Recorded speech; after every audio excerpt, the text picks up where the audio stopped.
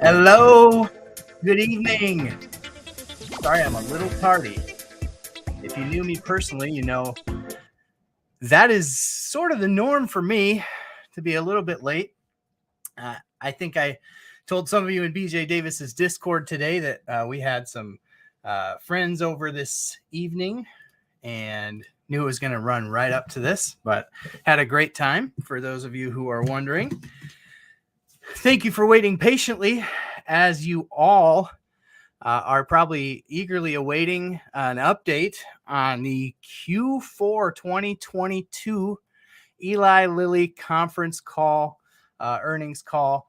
Thank you all so much for being here. Jess, BJ, Vanessa, the Janine, Sue, welcome, Alma, Mrs. Bell, hi. Thank you all for joining. How's everybody doing tonight? I hope that you are well, and I am so very excited to give this update tonight. Sat in on this earnings call today, listened, took copious notes, and I hope you are ready to get into them. I have lots and lots of thoughts, and that rhymed. So we're going to get right into it. There was a lot of information today. There just was. There wasn't a ton of maybe new information on some of the big topics, but important, very, very important things to cover. So the way that I kind of broke this down today, and you're going to have to forgive me because I didn't have time to go back through these notes and prepare, so I might stutter and stammer over them a little bit. But the way I basically broke these categories down, there were several people that spoke on this conference call, the CEO, the CFO, to name a couple. I didn't necessarily break it down by what each person said. I more broke it down by the topics that were relevant to this channel and the information underneath each topic that was covered. So tonight we're going to talk about five things. 1, 2, 3, 4, 5 topics. So the first topic that we're going to cover is the savings card, the ever popular topic of Mounjaro. We're going to talk about pricing for Mounjaro moving forward and Lilly's plans and kind of what they hinted at. We're going to talk about access and advocacy for Mounjaro, and we're going to talk about supply, and we're going to talk a little bit about other obesity treatments. So before we get into all that, if you are here, you know the drill. To help grow the channel, if you could like this stream, share it, and if you're not subscribed to the channel, we'd love to have you be a part of the community. Is everybody hearing me all right? Is everybody seeing me all right? Everything look good? I didn't have a lot of time. I jumped right into this call tonight. So I've never felt less prepared and more prepared at the same time, if that makes sense, because I do have a great summary, I feel, of the call today. But also just jumping on here from saying our goodbyes at the doors to friends to getting a couple kids to bed and jumping right in here and turning the stream on and still being a couple minutes late. Whew, just catching my breath. All right, so let's get into it. Won't make you wait anymore. The savings card, right? So the savings card was referred to in this call multiple times as a bridge program.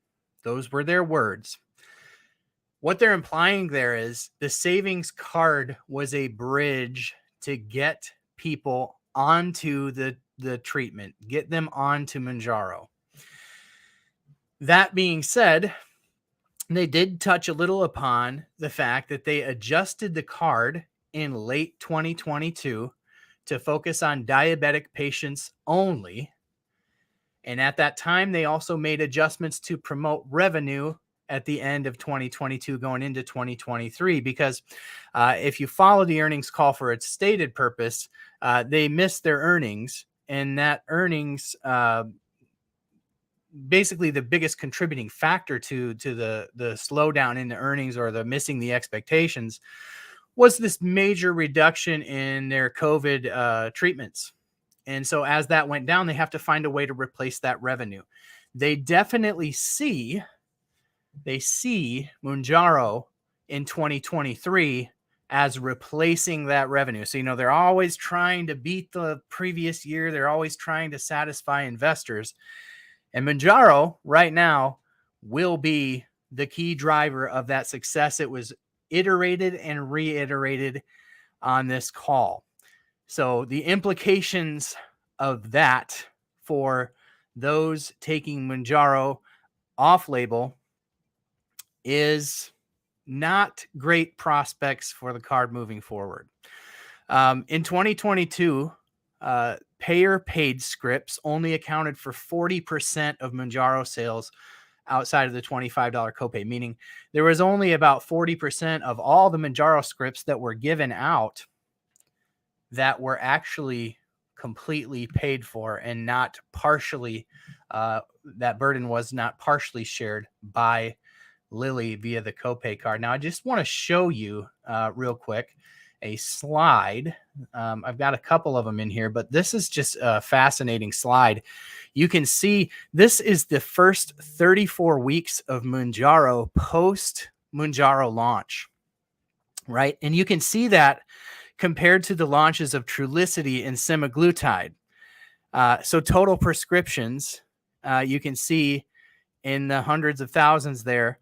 You can see how much slower the rollout of Trulicity and semaglutide. Mounjaro was mountainous, dare I say, compared to the rollout of its other GLP-1 counterparts. Obviously, Trulicity being another Eli Lilly GLP-1 treatment, and semaglutide being the Novo Nordisk in the form of Ozempic and Wegovy. So just a massive, massive rollout. And, kind of as I was saying, only 40% of that big number were actually people paying fully for the medication. So what they reiterated throughout this call is their intent to move people away from the copay card and onto their paid plans. And we'll get into the implications of that a little bit later on in this recap here. So overall, the CEO, this was not on the call, but this was a CEO, their CEO on CNBC ahead of the call. And he talked about how the changes that were made to the copay card were to protect diabetics who were being denied access because of supply constraints. But I think that's awfully convenient when they realized that they weren't going to hit their target earnings and needed to get a bump. So, call me a conspiracy theorist, but I find that just to be a little coincidental. They really do look like the good guys coming in and saving the diabetics, though, don't they? So overall, the copay card information, their stated profit or stated target is they're relying on Mounjaro to pick Lilly up in 2023 from their diminishing COVID treatments. So I'm going to say pause there because that's my major update as it relates to the savings card specifically. I know that's why a lot of people tune in. And there's more to add to that, but we will cover those as we move along. I just want to check in with the chat here. Welcome, Abby. Thanks for joining. Let's see. Vanessa said that earnings were down because they were giving a $1,200 drug for $25. Yeah, I mean, it was a major driver of their earnings. But yeah, they're looking at 2023, taking that $25, away and shifting it. That's going to help their earnings in 2023. So yeah, you're not wrong about that.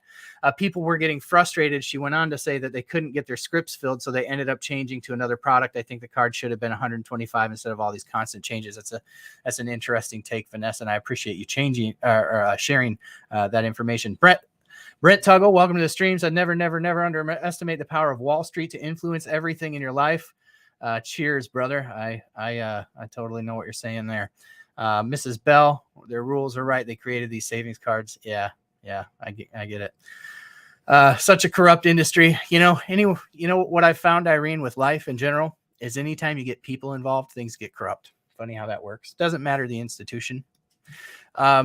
Prices moving forward. So let's talk a little bit about pricing moving forward, because this directly relates to the copay card, right? Is like, okay, if you're not going to have the copay card, what are their plans in the future as far as pricing of the drug and getting payers, meaning patients and insurance companies to, have this drug be at kind of an accessible price while satisfying the needs of their investors. So there was a lot of comparison today to Trulicity, which is dulaglutide. It's Lilly's other GLP-1 injectable. Interestingly enough, 75% of Mounjaro users are new to incretins. So if you don't know what incretins are, they're the hormones, GLP-1, GIP. Those are the incretin hormones that Mounjaro affects. And so that hints to Lilly as a big hint moving forward that so many people are new to incretins in general, and they see that as a huge growth opportunity and a huge hint at huge demand moving forward for the drug. Now, they were asked to compare where they thought the price of Mounjaro would ultimately end up. Trulicity's price currently sits at $930, and Mounjaro is somewhere around $1,023 retail. And because Lilly explicitly stated in this call that they see Mounjaro as being a better performing drug than Trulicity, especially as it relates to the SURMOUNT-3 studies and its potential effects on blood pressure, sleep apnea, lipids, heart failure, those kind of things, they expect to see payers, meaning insurance and people paying the higher cost of Mounjaro over Trulicity just because of the added benefits that the surveys are showing. SURMOUNT-4 studies are showing that obese people love the appetite. This is just kind of an interesting thing, and I went back and forth in the Discord with Heatherish. Interestingly, one of the guys kind of piped up and said, the obese people that are on Mounjaro are loving that it takes away their appetite suppression, and they're finding when there's cessation of the treatment that hunger is coming back. So that bodes well for long-term use of Mounjaro. He seemed to be kind of a little gleeful about it. Take that for what you will, but they definitely expect the demand not only to be in the short term, but for people who get on the treatment to be on it long term. And there's been a lot of talk about what happens when we lose the weight, what happens with the maintenance dosing, and do you go off it? Definitely Lilly has calculated based upon people's reaction to the drug that it is a long-term drug, which I would agree. Most people who struggle with obesity will probably be on some level of a maintenance dose for life. So with all that said, do not expect Mounjaro to be available on the cheap anytime soon. So we have to be advocating now with our employers and our representatives.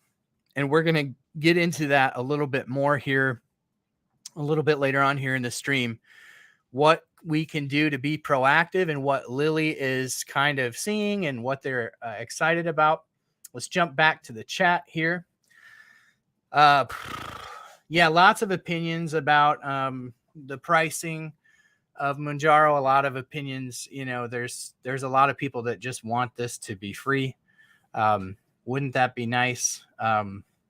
Just not the way it works, unfortunately. Vanessa said that some insurances have taken Mounjaro off formulary and now want type 2 diabetes to do step, metformin, Ozempic, Victoza before considering a PA for Mounjaro. Yeah, I think I know my insurance particularly requires step therapy. So step therapy, for those of you who don't know, your insurance may cover Mounjaro for type 2 diabetes, but they may require step therapy, which basically means they want you to have tried cheaper drugs that haven't done the trick for you before you get on Mounjaro. Thankfully, I had gone through the rigorous and disgusting work of taking metformin prior to Mounjaro, and I just did a video on this the other day. Actually, people are actually taking that for weight loss for some reason, probably because it makes people so sick. But anyways, they might require step therapy, which, hey, if that's a hoop you have to jump through, I think it's well worth getting the Mounjaro. So we've talked about the copay card, the savings card, talked about the price moving forward. We're going to talk a little bit now about advocacy and access to Mounjaro, because we have talked about this a bit on this stream as it relates to what are the things that we can be doing now, because as we'll talk about a little bit later on in the stream, this is going to be approved by the FDA for weight loss treatment. It's going to be. It's just a matter of time. They expect it to be this year. We'll go through one of the slides, but they expect it to be this year. The question for those of you who are not type 2 diabetic who are wanting to be on Mounjaro is obesity treatment covered by your insurance provider vis-a-vis the plan that your employer has enrolled you in? And there are steps that you can take right now to make sure that next year when the insurance rolls over that you have that coverage, but you have to advocate for yourself. Also, there's some things that we can be doing with our representatives. So some interesting things of note from the call is that Eli Lilly estimates that 100 million people in the U.S. need help with obesity and that there are millions worldwide. So the demand, as they see it, is something that no drug company, even cumulatively, is going to be able to keep up with. The demand is just massive. They also estimate that 40 million Americans currently have access to obesity medications via insurance, which they see as a strong thing in business terms, for the potential growth of Mounjaro and incretins in general. But my math says that leaves 60% without access. So if you find yourself in that 60%, you got to find a way to advocate for yourself on this. I'm just going to pause because I see that BJ, the king of the Mounjarians, has left a comment here. Lilly's PE is almost 50. And industry analysts rank it as moderate buy of concern. As a moderate buy is of concern. Earnings, while not meeting expectations, were profitable. Lilly does not want to miss expectations next quarter. Yeah, sorry, I'm stumbling over my words trying to read this as the chat's moving along here. But yeah, what BJ is saying ultimately is, I don't think he agrees with it as being listed as a moderate risk or concern. I mean, the numbers that I just gave you are exactly why. There's 100 million people in the United States, 40 million of them who have access and coverage and can get on Mounjaro or a GLP-1 treatment. But Mounjaro being the king of the hill right now with the dual acting, and it is king when it comes to at least the Surmount trials. Surmount and Surpass trials, I should say. And the opportunity there is just absolutely huge. So I agree with you, Ben. Super chat from you, from Sue YouTube. Thank you. That's the first one I got. Leave it to Sue YouTube. He said, elect Dave for president. I don't know what I would, or my wife would think about that. She thinks this YouTube channel is a lot of work. So thank you, Sue. I appreciate that. You're the first, and I wouldn't have it any other way. Abby says she's in the 60%. Yeah. So what the question becomes, what can we do to advocate for ourselves? And we're going to get a little bit into that. So Lilly themselves continue. And again, this is, me paraphrasing kind of some of the bullet points of what was said, but they continue to advocate for the passage of what they called TROA, the Treat and Reduce Obesity Act, and its passage. And this is where I'll just take a little time to shout out BJ Davis. I didn't get a chance, BJ. I apologize, but if you want to put it in the chat, a link to your change.org petition. That's one thing that you can advocate for right away after this stream is over. Go over to that change.org. I will link it in the description of this video, and you can sign that petition to implore your representatives to take this act seriously and get it passed. It relates to adding obesity therapy to Medicare. And once the public sector adopts these kind of things, the private sector follows. And that is something that will help people like Abby, who is in the 60% of people who just fall outside of the coverage of such drugs. So BJ, thank you for doing that. Thank you for, really being a leader in this community. And you were way out ahead of this. And actually taking proactive steps. So kudos to you, BJ. Thank you very much. They're excited by what they see in the obesity community. And this is where it relates back to you. This got me excited for each and every one of you. If you're tuning into this stream, if you have liked, shared, commented, if you have created your own videos about Mounjaro, if you've been preaching from the mountaintops to the people that you love, if you've been talking to your representatives, if you've been signing the petition, you are included in this. Lilly is excited by what they've seen from the obesity and diabetic community as it relates to advocacy with employers and legislators. And we've covered this extensively on our channel, but that's us. That's all of us. They're talking directly about us here on social media who are advocating for ourselves here. And that is what I will continue to be a huge proponent of on this channel. On the topic of FDA guidelines for medical treatment of obesity in children, Lilly continues to advocate for intervention, but they did stop short of saying that they have ongoing trials in this area. Obesity patients may have a backdoor into Mounjaro approved scripts. And this is kind of something that Heatherish and I were chatting about briefly on the Discord today, because they have received a fast track from the FDA based upon their phase 3 trials for sleep apnea. One of these videos, I'm going to go into what these phases and trials mean, but basically, the 10,000 foot view is a medication goes into basically 3 phases of trials before the FDA will consider it for approval. And then even after approval, we'll move into like a stage 4 where they're actually testing, the general population and their response and the safety and efficacy and all that jazz. So hitting phase 3 is a good thing to hit. And I think that's actually a good time to stop and show another slide or two here. Actually, I'm going to hit that there.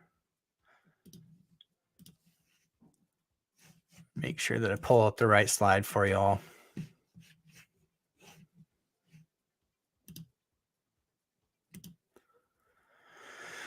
So these currently are some of the trials that these are some of the trials that Lilly has tirzepatide going on. And I just thought it was worth mentioning. So I just mentioned how they got to go through 3 phases of trials before they'll be considered. So they've got a lot of different studies. Somebody was commenting on my video, one of my videos the other day, and they're like, I want to see a straight up study of Wegovy versus Mounjaro. And I said something like, yeah, like a GLP-1 cage match. Well, that cage match is certainly already happening. You can see actually in, let's see, there's one specifically where it's measuring it directly against semaglutide. Maybe it's on the other slide. I won't exhaust this list. You can read it just as well as I can, but they're testing tirzepatide for a lot of different things. And this has always been available on the web, but they just put it in this nice little slide. Yeah, I'm not seeing it now. I did see it earlier, so trust me that it's there. I see one against compared with dulaglutide. I'm not gonna bore you guys with trying to find it, but it's in there actually. Yeah, there it is. Okay, so tirzepatide for chronic weight management versus semaglutide 2.4. So there's your cage match, whoever that was. So these are some key events that happened in 2023, or that are going to happen in 2023 that they think will happen. So that semaglutide study, retatrutide for chronic weight management will hit phase 3 trials. Or forglipron, which is the oral GLP-1. We'll talk about that in a little bit for chronic weight management and type 2 diabetes. That will hit phase 3. And then tirzepatide as a regulatory submission for chronic weight management. And then they expect the regulatory action, meaning the approval, also to happen this year for tirzepatide for weight management. Makey sensey? I'm going to check back in with the chat here for a second. So we got a lot going on here. Sue got a notice of denial and a right to appeal. Sue, I think that you had mentioned that you were going to go on semaglutide. Maybe not. Cutie Pie. Am I saying that right? Cutie Pie. That's how I read it. You're here for the live stream. Thank you, Teal Queen. Vanessa, Dave, I have the article from the Medical Journey comparing semaglutide to tirzepatide. Yeah, I'd love to see that. Send that my way. You can email it to mounjaroman@gmail.com. Project Warp Speed. Yeah, that one's going up. Yeah, Project Warp Speed. Get her done. Get her done. Is one of the things that I was preparing for another video that I'm going to do on the SURMOUNT trials. Is like, the FDA does offer fast track medications and emergency use authorization. I'm sure there's some people who would probably argue that obesity is to the point where it might be worth looking at an emergency use authorization. It's been done before and that went perfectly, right? Not going there. So, all right, catching up. See, Olga, your new insurance covers Mounjaro only with type 2. Yeah, that's pretty well across the board. Awesome. Feel like I'm somewhat caught up there. A lot of comments. Thank you all so much for joining tonight. If you haven't already, hit that like. If you haven't subscribed, please do. Love to have you here. We're actually going to do tomorrow. We've got Friday Night Live, and I'm super excited to do that. We've got, if Mindy Peterson's Power comes back on, which I hope it does, we'll have her on the show tomorrow, which I'm super excited about. She seems like a blast, and I'm excited to meet her. Let's get back down to business. Let me pull up my notes here again, folks, and I will put these notes somewhere, probably on the website, so that y'all can go back and check them out at a future date and read through them. Let's see here, where to leave off.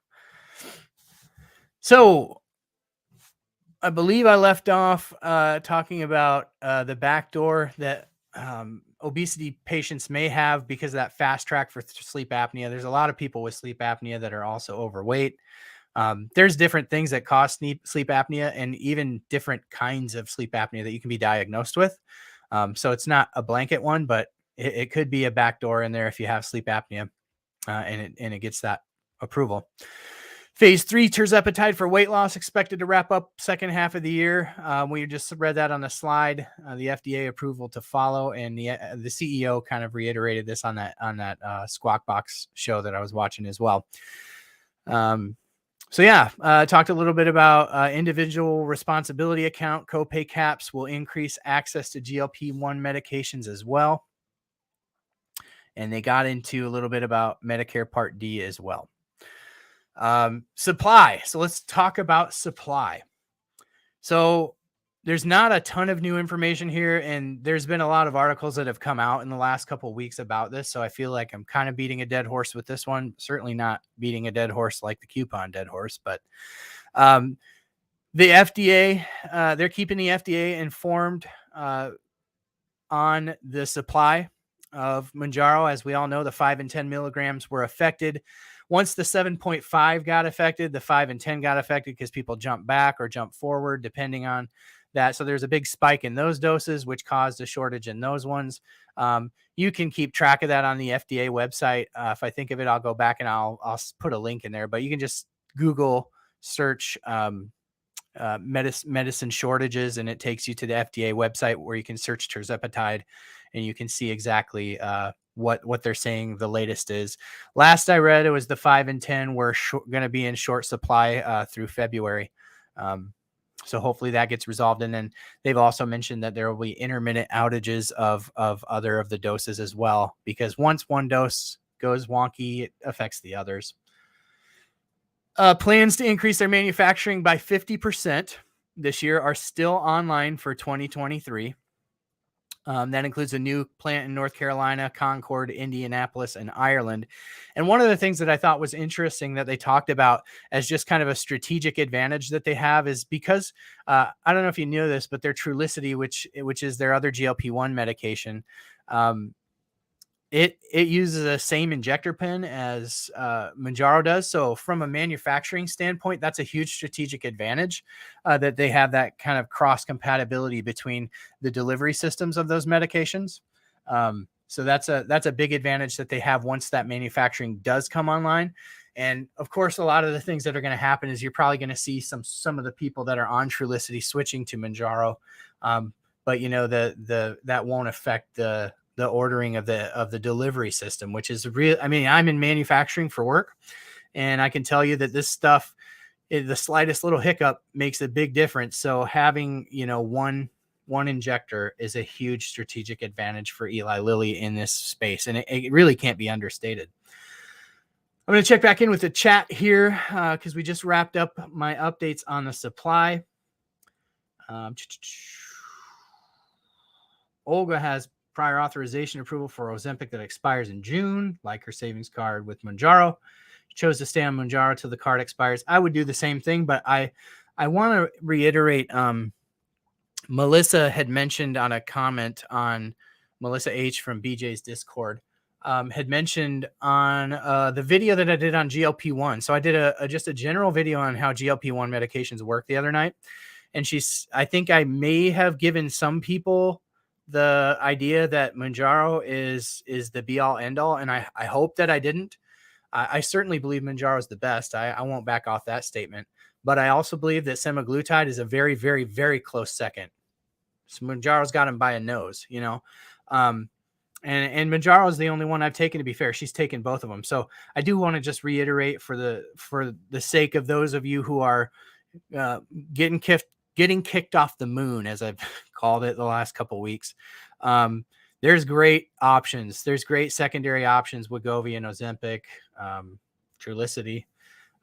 So be not troubled. There are some great options. Let's see, anything else to catch up with in the chat? Got Ozempic in my fridge until the Mounjaro is done. Vanessa, I love that. Advocating for yourself, setting yourself up for success. I love it. Kagrasema, yeah, that's the Novo Nordisk one that went into, gosh, I can't remember. I posted an article on it. It went into trials this week. I can't remember which phase trial it's in. Somebody in the chat probably knows. If Michelle H is here, she knows. She knows everything. I vacillate between calling Michelle H Sensei and a walking Google. And Melissa's right there too. So I'm glad that I can brighten your day, Vanessa. That makes me happy. I love what I do. Trial, exclamation. I bet you meant to push 1 because that's where the exclamation key is. Let's see here. The other obesity treatments that are out there. Okay. So this is a topic that I have come to love the last couple of streams that I've done that have been recaps of Lilly calls or fireside chats. I've loved learning a little bit more about Retatatride, which is the triple G. If you don't know what that is, I have a video on it. You can go back and check it out. Some people were really annoyed by it. I'll still say Retahutride. Or Orforglipron is the other one, and that's the oral GLP-1. So there really wasn't any new information on Retatatride or Orforglipron. Just some context about Orforglipron. Those are both slated to go into. Let me pull this back up here, folks. My slides. I've said it before. This can be a bit to manage by yourself when you're trying to pull all this up. But so phase 3 trials, Retatatride and Orforglipron, both going into phase 3 trials. Now, I told you a little bit earlier how these trials work. Once phase 3 is done, that's when they can be submitted to the FDA for the regulatory submissions. And then they can have the action taken on the approval or denial. So those are 2 that are being approved for specifically for weight loss. Another plug for talking to your employer to make sure that you have obesity coverage on your plan. Let's see here. So, like I said, they referred to Retatrutide a couple of times, but never really went into any specifics beyond what I've covered in the other Lilly recap call. So I'm not going to do that again tonight. But they did talk a little bit about their Orforglipron, which is their oral GLP-1. It's Lilly's first attempt at their stated goal of having an oral GLP-1 option that meets the safety and efficacy of injectable GLP-1s. And they have an eye toward developing multi-acting agents like Mounjaro, which is GLP-1, GIP, and Retatatride, which is GLP-1, GIP, and glucagon receptors. So they want, they're finding that people respond better to the dual acting from a weight loss standpoint. So they have an eye towards developing an oral version of that for the people who are a little averse to the shots. I always struggle too. I mean, I'm not crazy this way, but like I feel like those injectors, whenever I throw one of those pens in the hazmat thing or whatever you call it, I feel like a bit wasteful. So the thought of taking a pill may be beneficial just to save all that plastic. Let's see. So there was talk about whether, and this is where it's going to get a little deeper here. There was talk about whether orforglipron, the oral GLP-1, could stand up against the more generic DPB4 medications. So the most common brand name there would be Januvia. And Januvia came off patent in 2022 and will theoretically be available on the cheap here in the next year or two, in the form of a generic medication. So broadly, if you've never heard of DPB4 inhibitor medications are also considered incretin medicines like GLP-1s, but they came out in the early 2000s. They work by blocking dipeptidyl peptides 4, which results in increased levels of GLP-1. So they are an incretin hormone. They just act a bit differently than the GLP-1 agonists. They are continuing R&D on additional incretins. Plus, and this was a new one for me, I had to do some research on this one, as was the DPB4, to be honest. Non-mitochondrial uncoupling medications. That was a mouthful, right?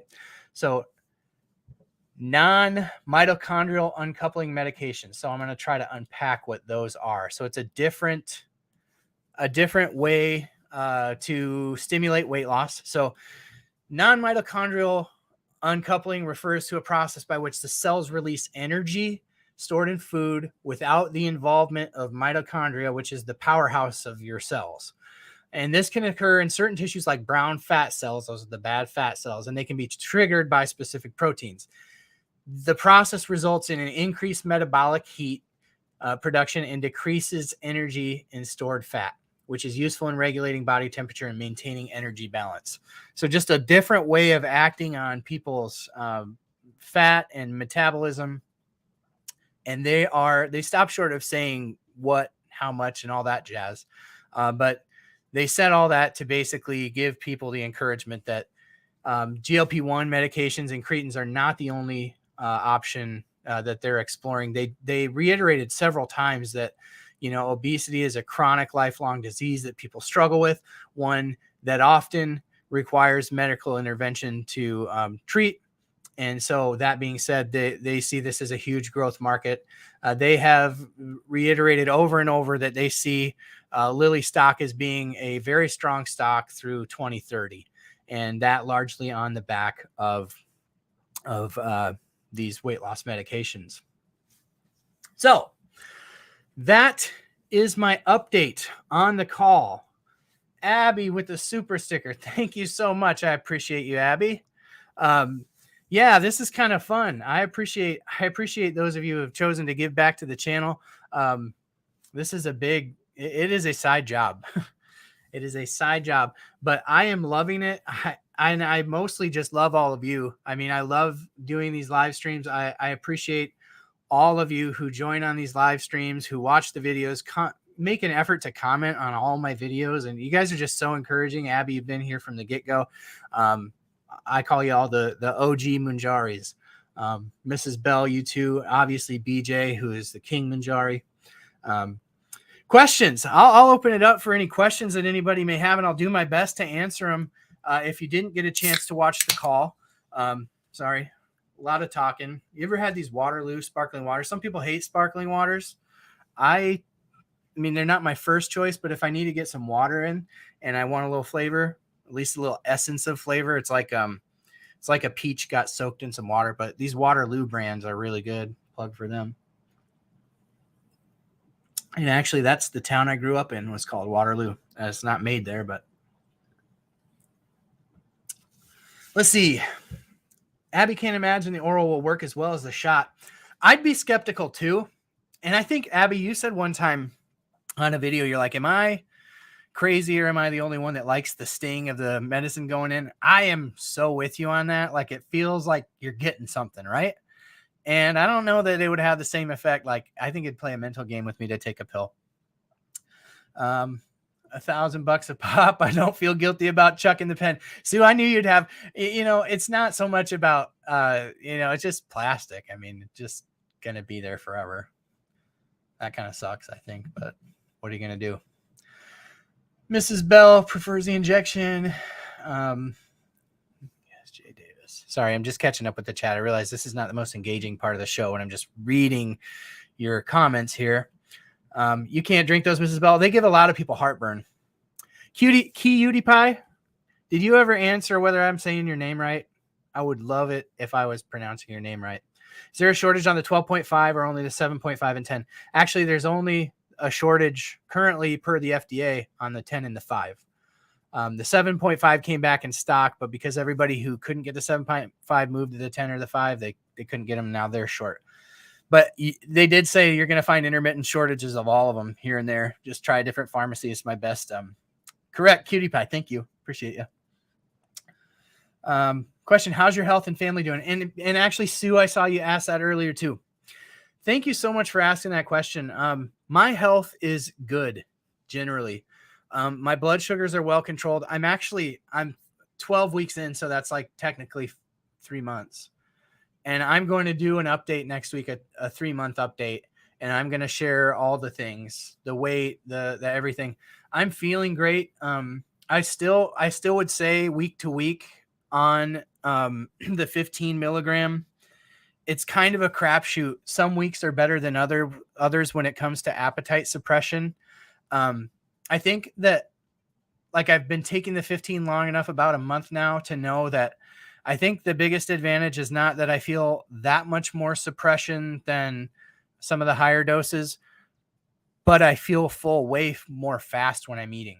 Like I'll get a plate in front of me and I'll be a few bites in and I'll be like, whoa, that's new. I'm super full. So my eyes are bigger than my stomach at this point, which is something that I've never been able to say about myself. So that is the gift of Mounjaro. I've put it to different people that I've been talking to lately.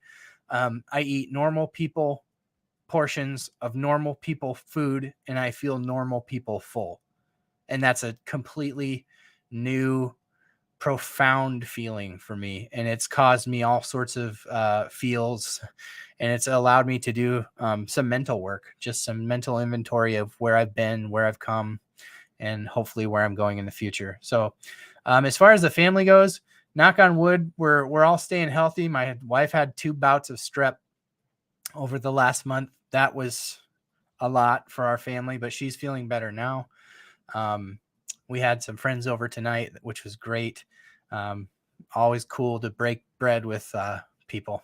So I appreciate you asking, Sue and Vanessa. Mrs. Bell just needs her 10s before the coupon ends. That rhymed. I hope you find them. Given you're on 15, what's next? Wondering if 15 would remain the same for longevity. I don't know, Mrs. Bell. As long as they say that it's safe, I'd be fine taking it. The thing about it is it controls my sugars so well. Like even if I don't feel like I have the medicine in me for a couple of days, my sugars are so perfect. I mean, that's a huge gift for a type 2 diabetic. Just to feel normal, like I can eat something and not have to worry about it. Thank you, Vanessa, for being glad with me and my family for being well. I appreciate that. Thank you too, Mrs. Bell. And thank you, Sue. Questions? Any other questions tonight? Any other comments? Yeah, Mrs. Bell, I do check my numbers daily. I've got the old, what do you call it? CGM, continuous glucose monitor. And I actually have the Freestyle Libre 3. I should do a video on this sometime because I had the Freestyle Libre 1, which you used to have to put your phone up like this to scan. So every time I wanted to check my sugars, I had to do one of these numbers. And I always felt like people thought I was like taking creeper pictures of them. The nice thing about the 3 is I don't have to scan it. So it just sends it right to my phone. Like I can look now. It's going to get my green screen if I try to show it to you. But yeah, see, it's kind of had it there. Right now I'm sitting at 106. You know, I had a carby supper, but that's pretty dang good. Cutie Pie loves the Freestyle Libre 3. Wish levels would have it. I'm not sure what that means. Yeah. Controls my sugars better than keto as well. My doctor would probably still be telling me to be on keto, but gosh, it's just nice to try to establish a lifestyle that's livable and normal, right? Jess in process. Jess, if I didn't shout you out earlier, welcome back. Thank you so much for doing Friday Night Live with me last week, and I appreciate you. Are you still rotating where you give yourself the injection, or do you primarily go the same area? Great question. I've been rotating. I stuck with my stomach for a few weeks there. And then I did my arm randomly. And then back on that live, I did my stomach. And then the next one I took in my thigh, and it was a game changer. So I feel, but then I took the next one in my thigh and I didn't feel it as much. So I'm kind of thinking that it's good to trick my body and move it around, but I feel like we're all kind of a little superstitious at this point. Superstitious might not be the right word, but it kind of gets in your head a little bit. Which injection site works the best? What do you think, Jess? Are you sticking with any one in particular? Always the stomach, always the thigh? Some people just never change, and that's cool too. Mrs. Bell's not monitoring her numbers. I do feel like I'm needing to do so. I have the jitters at times. When my sugars get high, Mrs. Bell, even on Mounjaro, if I let my sugars get high, and it's like 150 is high for me now on Mounjaro. Like I really have to eat a lot of carbs to get up there. But I do still get that feeling when I get into the 150s, like I used to get when I get into the 200s without it. I get super sleepy, super, super sleepy. And I just feel off, foggy, not well. So that's kind of why I have to avoid carbs in general, but I don't always. Jess hasn't tried the arm yet. Vanessa rotates. Yep. Awesome. Levels is the company that sells CGM with a killer app to non-diabetes. Oh, okay. Want to get the Levels app, but they charge about $300 a month. Holy crap. What are they doing? Giving you a back rub at night too? I hope so. Mostly your stomach, Jess. All right. Sometimes the thigh if you're nervous about side effects. Yeah. So I just think it's kind of interesting because with the thigh, like they say that the bioavailability of the medicine is better or more readily accessible to the body when it's in muscle, and that injecting it into fat gives you a more even output of the drug over time. And so I would think that if you're going to feel side effects, it would be in the thigh but it just, I guess, depends on your body composition. I have more muscle there. So maybe that is why I felt it more. I don't really have fatty thighs. I just have a big fatty stomach. So maybe that's why I feel it less in the thighs. Brent Tuggle, only do them in the thigh, but rotate left, right. Yeah, I think that's what you're supposed to do, is to go back, at least rotate the side of your body if you're keeping it in the same spot. Janine, team stomach. All right. Any other questions tonight? I'm looking forward to seeing you all tomorrow. Link to Levels. All right. I'm looking forward to seeing y'all. Are y'all going to join me on Friday Night Live tomorrow? Who's all going to be here? If you are going to be here, put it in the chat. Let me know that you're going to be here. I'm really looking forward to it. I don't really know what to expect. The last couple of interviews I've done, I've pre-recorded them on a Thursday and then aired them, which kind of gives me a little break in the middle of the stream, which I've kind of enjoyed. But this time we're just going to go live with Mindy Peterson. I've never met her, and I'm so excited for that. Who's excited to see Mindy? I hope she can make it. It's no pressure on her. I sent her a message today and I said, hey, you're without power. Do not feel obligated. So we'll have fun either way, and she'll be on either way, whether it's tomorrow or a different time. But I hope everything works out for her. Certainly sending love and prayers to her and her family. Lord willing, Mrs. Bell will be here. Mrs. Bell, that was my grandpa's phrase. He just passed away in October. But every time he'd hug us goodbye, he'd say, we'll see you next time, Lord willing. Lord willing, and ain't that the truth? Cheryl Johnson loves Mindy. Awesome. Abby's looking forward to it. Jess, your emoji isn't showing up, but I assume you have an excited emoji. I know a lot of you gals in particular have been really wanting to see Mindy on the stream. And so I'm excited to have her on. She seems like a hoot. Your grandfather died too. Mercy, Mrs. Bell. It's so funny they said mercy. That was my grandpa's other, like, he had lots of phrases, but he'd say mercy, mercy, good night, mercy. Love, Mindy, Belinda. Welcome to the stream. Hope that you've all had a good night. How was the recap? Was the recap worth the wait? Did you feel like you learned something? Did you feel like you got an honest recap of the call? I hope so. I hope it was more entertaining than the call itself was. It was a lot of good information, but I get a little sleepy listening after everybody's monotone. Nobody sounds really excited. Like, you guys don't sound excited. You guys are finding the cure for obesity. Y'all be shouting from the rooftops.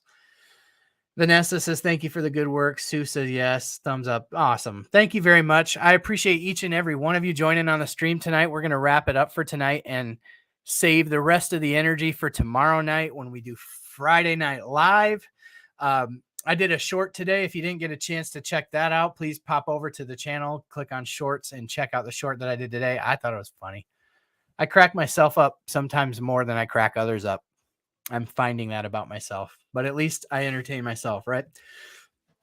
Well, thank you all so much for joining. I hope that you have a great rest of your evening. Thanks for staying up late with me and waiting up and being patient with me being late. You, each and every one of you, are absolutely the best part of the stream. You're the best part of what I do here. Each one of you contributes in such meaningful ways. If you haven't had a chance to check out the new website, manontheweb.com, if you want to find a way to support the stream, we've got super chats available now. And a thank you to Abby and Sue. I don't think I missed anybody else, but thank you to the two of you for the super chats tonight. There's some other ways that you can give back to the stream as well, just by clicking on some of the links on the website.